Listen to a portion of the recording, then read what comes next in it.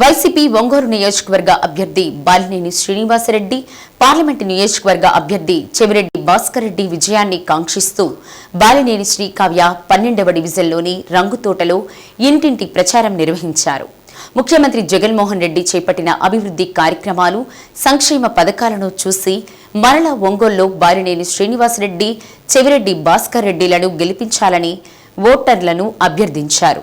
ప్రతి ఇంటికి 5 సంవత్సరాల కాలంలో చేపట్టిన సంక్షేమ పథకాలను ముద్రించిన కరపత్రాలను అందజేశారు. కార్యక్రమంలో ఆర్యవైశ్య కార్పొరేషన్ చైర్మన్ కుప్పం ప్రసాద్, 12వ division incharge Katari Laxman, Nazeer, SK Nazeer, YCP నాయకులు, కార్యకర్తలు పాల్గొన్నారు.